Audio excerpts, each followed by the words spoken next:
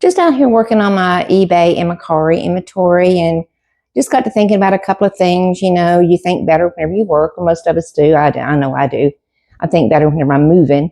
And just got to thinking, we're getting excited about, yard sales starting back up here in the next few weeks. And we really enjoy those. But, right now we're just not as active. And so we have to keep a real close check on our mental health right now. And so what that I do, and I just wanted to share it with you, I thought some people might find this, helpful, is that I do a, mental evaluation every week. It may sound silly to some people, but it really does help. You just kind of sit down, and it doesn't have to be anything fancy or anything. Just sit down with a pencil and a piece of paper, or I do because I'm a visual person, and just write down a few thoughts. For me, whenever I write it down, it just makes it more real for me. But anyway, I'll sit down and I'll just, do a self-evaluation of my week. And, I'll identify, 3 things that made me anxious that week. And it doesn't have to be anything, big or, anything, real dramatic or anything, but just anything that made you feel anxious. And be real careful. Don't do like a big long list, because then you're just going to go down this rabbit hole. Just do just a mild self-evaluation, and just sit there and just think of 3 things that made you anxious that week. And, it could be something as simple as maybe you and a friend, or maybe even a relative, had some type of situation to where maybe you were offended or they hurt your feelings. And, my advice is just to be real careful with reactions, especially whenever, you're not in the best mood, you don't have a lot of your happy stuff going on, to be very, very careful before you react, because reactions can just spiral out of control very, very quickly. And just be very mindful of how that you react to situations. Like I said, it could be somebody that just kind of hurt your feelings or said something that you took offense to. And, just take a step back and just take a breather and think, were they really, aiming that at me? Was it at me personally? Was it just the situation? Was I just like a punching bag? Just really evaluate that, and then ask yourself a question. Is this going to really affect my life? Is this going to have a major impact on my life? Is this going to have a minor impact on my life? Because that really needs to be, part of the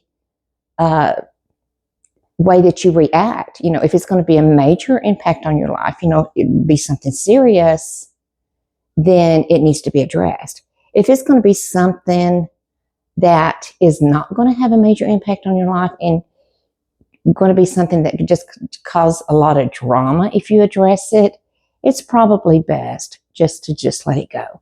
But said all that to say this, is to sit back, or to take a step back and take a breath. And maybe you don't need to react to the situation right at that point in time.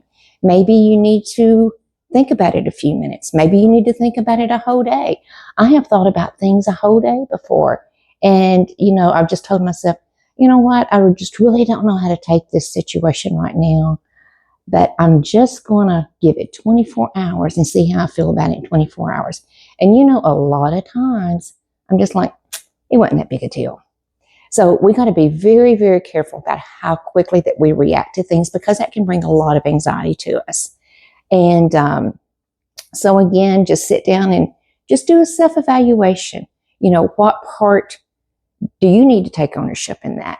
And, just do a self-evaluation, just be, honest with yourself, and just really look at the situation, in a fresh set of eyes, in a fresh mind. And sometimes that, like I said, it is just to step back and take a breather, and, let's see how that we feel about it tomorrow. Now, there are things that, maybe it needs an immediate reaction. Maybe it is something that's serious enough that you need to make an immediate react, or have an immediate reaction to. and be very, very careful there. And try to hold your feelings at bay, which can sometimes be hard, especially, whenever our mood's a little down, we're more sensitive to things, and we just need to really think about things and watch your tone of voice, watch your body language, because, situations can just spiral out of control, especially if it's with a family member or with a close friend. Just be very, very careful how that you handle it, even if it is a real important situation that needs to be handled right then and there. Be very careful, like I said, about your language, about your tone, and to be very careful with the way that you deliver the message, and not to be accusatory, to kind of include yourself in the situation, to where you're not just pointing a finger, well, you done this or you done that, or so on and so forth, because that can really spiral out of control. And then sometimes there could be a problem there, and maybe you and that person just need some space, and, if it's a close family member or a close friend, sometimes that's tough, to make those hard decisions, like, we just need a break. And you don't always have to tell them, you just kind of do your distance thing, and just see how that things are going to go. Sometimes it's best to love people from a distance until things kind of calm down, and maybe both of you kind of, think about things. And because, most of the time, whenever we have a little time to think about things, we go, that really wasn't that big a deal. I can't believe all this stuff happened over, something like that. It was, I was being too sensitive. They were being too harsh. And we just all need to just really do a lot of self-evaluation, especially, this time of the year, because we are more sensitive, because because our happy genes aren't going like they are, other times of the year whenever we're more active. And something else, once that you have sit down and you've done your self-evaluation and you've identified your problem, or you've identified the issues that caused you anxiety that week, then, just think of ways that you can react differently, and that you can handle that situation differently. And then also be sure to write down things that brought you joy, because that's important.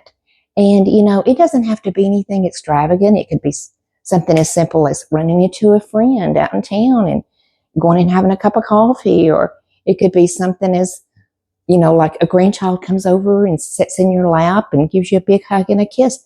That'll bring you a lot of joy.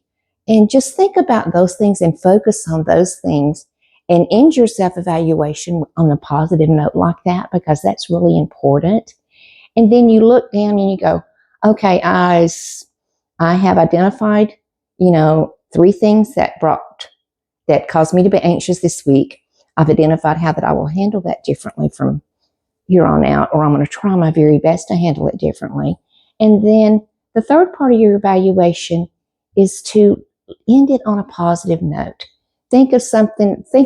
Write down 3 things that brought you joy this week. And like I said, it doesn't have to be anything like, you got a new car, or, you got a new outfit or something. If you do, that's fine. But, and be careful. Let's not get too carried away with writing down, a lot of different things, because then we get, too involved in it. And then before we know it, then we're getting discouraged, and then we're not doing this because we go, oh, well, it took too long last week because, I sat down and I wrote down all this stuff. And try to keep it at, like a 15 or 20 minute session. And, you might even want to keep a journal and, look back on it, just to keep self-evaluating, and just keep trying to improve. There's always room for any of us to improve, and anytime that we can do anything to help others and to improve their mood, I really think that we should. And I think most of us do.